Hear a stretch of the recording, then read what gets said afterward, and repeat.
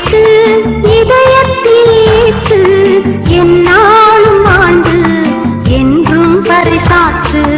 இறைவார்த்தை கேட்டு இதயத்தில் ஏற்று என்னாலும் ஆண்டு என்றும் பரிசாற்று. இறைவார்த்தை கேட்டு.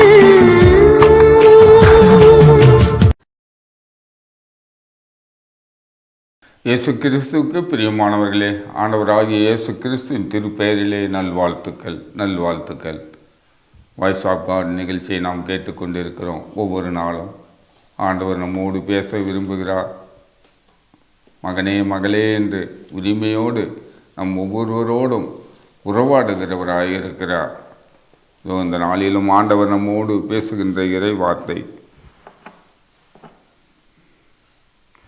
யோவான் நற்செய்தி 14வது அதிகாரம் 27வது வசனத்தை ஆண்டவர் இந்த நாளிலே நம்மோடு பேச விரும்புகிறார். அமைதியை உங்களுக்கு விட்டு செல்லுகிறேன், என் அமைதியையே உங்களுக்கு அளிக்கிறேன். நான் உங்களுக்கு தரும் அமைதி உலகம் தரும் அமைதியை போன்றது அல்ல. நான் தரும் அமைதி, இயேசு கிறிஸ்து ஆண்டவர் தருகின்ற அமைதி இந்த உலகம் தருகின்ற அமைதி போல அல்ல என்று ஆண்டவர் சொல்லுகிறார்.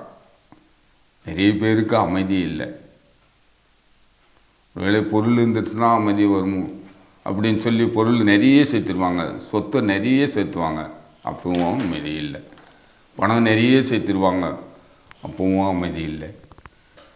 வேலை வேணும், வேலை கிடைக்கும், நல்ல பெரிய வேலையும் கிடைக்கும், நல்ல சம்பளத்தில் வேலை கிடைக்கும், ஆனாலும் அமைதி இருக்கா? அமைதி இல்லை. அதுவே நாம் பார்க்குறோம். ஒன்றுமில்லாமல் இருப்பாங்க, நல்ல சந்தோஷமாக அமைதியாக குடும்பங்களை நடத்திட்டு வரவங்களையும் நாம் பார்க்குறோம்.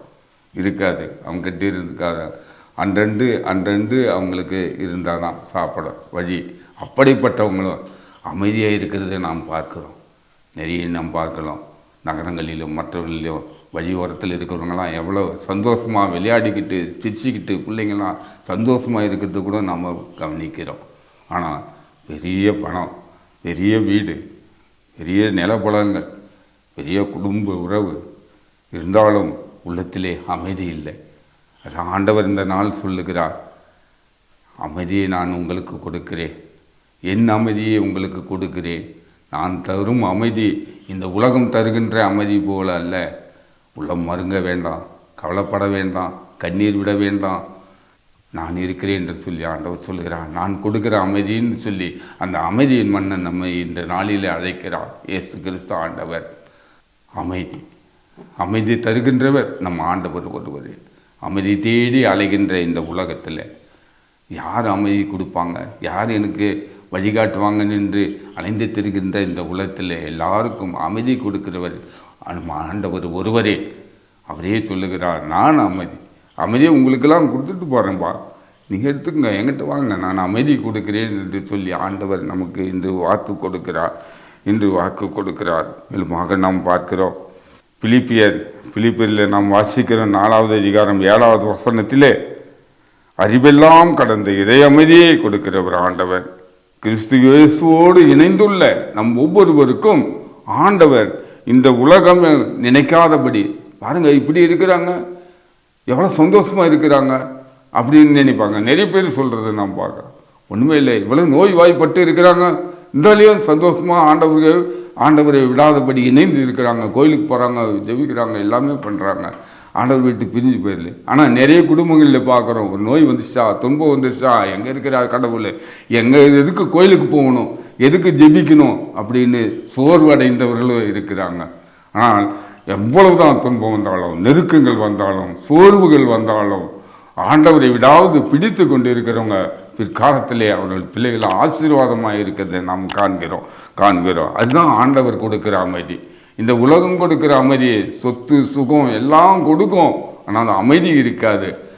ஆனால் ஆண்டவர் கொடுக்குற அமைதி நமக்கு எப்பப்போ தேவையோ அன்றாட உணவை, அன்றாட தேவைகளை ஆண்டவர் நிறைவோடு நமக்கு கொடுக்கிறவர். நிறைவோடு நமக்கு ஒவ்வொரு நாளும் ஆண்டவர் நமக்கு அந்தந்த காலகட்டத்தில் நமக்கு நம்முடைய பிள்ளைகளுடைய வயதுக்கு நாம் என்னென்ன செய்யணுமோ அதெல்லாம் ஆண்டவர் அவ்வப்போது நமக்கு செய்ய தயாராக இருக்கிறார். ஆனால் அவரோடு இணைந்திருக்கிற பொழுது நம் உள்ளத்தையும் மனத்தையும் அவர் பாதுகாக்கிறவராக இருக்கிறார்.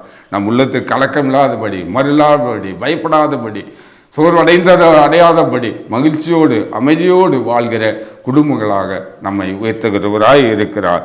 அமைதி உரித்தாகுக என்று திருத்தூதர்களுக்கு ஆண்டவர் சொல்லி கலங்கி போயிருந்த அந்த திருத்தூதர்களுக்கு ஆண்டவர் தோன்றி உங்களுக்கு அமைதி உரித்தாகுக என்று சொல்லி அவர்களுக்கு தைரியப்படுத்தினாரே, அப்படிப்பட்ட ஆண்டவர் நமக்கு ஆண்டவராய் இருக்கிறார். இந்த நாளிலே நாம் ஜெபிப்போம். 2 தெசலோனிக்கேயர் 3வது அதிகாரம் 16 வாசிக்கிற பொழுது, அமைதியை அருளும் ஆண்டவர் தாமே எப்பொழுதும் எல்லா வகையிலும் உங்களுக்கு அமைதி அருள்வாராக என்று வசனம் சொல்லுகிறது. திருப்பலியில் கூட நாம் பார்க்கிறோம். அன்றாட நாம் திருப்பலிக்கு செல்கிற பொழுது அருள் தந்தையர்கள் குருவானவர் நமக்கு உங்களுக்கு அமைதி உரித்தாகுக என்று வாழ்த்துவதை நாம் பார்க்கிறோம். ஆனால் அவங்களுக்கு அமைதி ஆண்டவர் தருவாராக என்று நாம் பார்க்கிறோம். இதோ இந்த நாளிலும் அப்படிப்பட்ட ஆண்டவர் நமக்கு இந்த நாளிலே உங்களுக்கு அமைதி உரித்தாகுக என்று நம் ஒவ்வொருவரையும் போட்டுக்கிறோம். அவரோடு இணைந்து இருப்போம். அவருடைய அந்த அருளையும் ஆசிரியையும் நாம் பெற்றுக்கொள்வோம். ஜெபிப்போம். அன்பான எங்கள் ஆண்டவரே, உங்களுக்கு அமைதி உரித்தாகுக என்று இதோ இந்த நாளில் எங்கள் ஒவ்வொருவருக்கும் நீர் சொல்வதற்காக உமக்கு நன்றி செலுத்துகிறோம். அமைதியை கொடுப்பதற்காக நன்றி செலுத்துகிறோம். ஆண்டவரே, எங்களுக்கு தேவைகளிலே, எங்களுடைய கஷ்டங்களில் நஷ்டங்களிலே ஆண்டவரே இருக்கிற பொழுது கூட ஆண்டவரே எங்களுக்கு அமைதிப்படுத்தி உமது தெய்வீக பிரசன்னத்தின் வழி எங்களை நடத்துவதற்காக உமக்கு நன்றி செலுத்துகிறோம். எங்கள் அருமை இயேசுவின் அற்புத பெயரிலே ஜெபிக்கிறோம் எங்கள் நல்ல தந்தையே. ஆமீன், ஆமீன், ஆமீன்.